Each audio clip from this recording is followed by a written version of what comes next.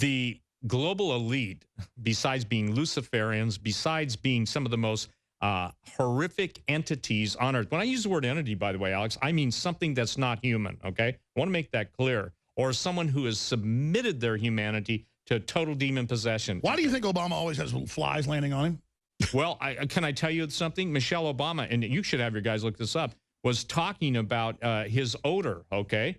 Now, I'll tell you why. Beelzebub in the New Testament means Lord of the Flies, okay? Lord of the Flies. So Beelzebub is another name for who?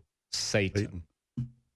And I mean, it's amazing, though. Almost everywhere he goes, there's just flies all over the place. Well, and the media makes a joke out of that. It's true. You're seeing the fullest implementation, Alex, of the complete destruction from within. Everybody who's in, you know, let's call him the Lord of the Flies, is the Lord of the Flies administration is bent on. Ooh, that's a good name for it. Yeah, let's use that, you know, because you asked me the question. And let me share this too. When you're in the world of evil spirits and true biblical deliverance, the evil spirits that come out always have, seriously, a smell of sulfur, and it's fascinating, or a smell of feces. Let's just be blunt.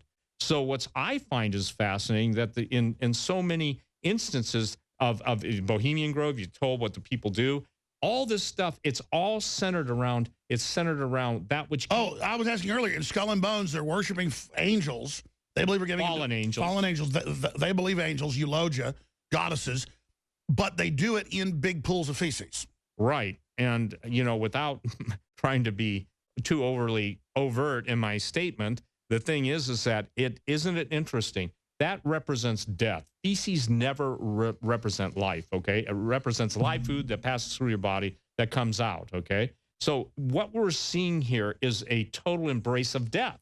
These people worship death, and all of us are to be the sacrifices. Our children, okay, our grandchildren. I mean, they want to end the human line within the next several years at the latest. And they're doing it through the vaccines that clearly have binary systems to change our DNA. Right. One of the other things, since I was the guy that brought out chemtrails in the first, I've always been concerned about a binary follow-up. In other words, that would be the primary spraying, but at some point they introduce some form of a virus or some form of a nanoparticle that basically... And by the way, they have a lot of kooks out there that misrepresent things so they can then distract everybody.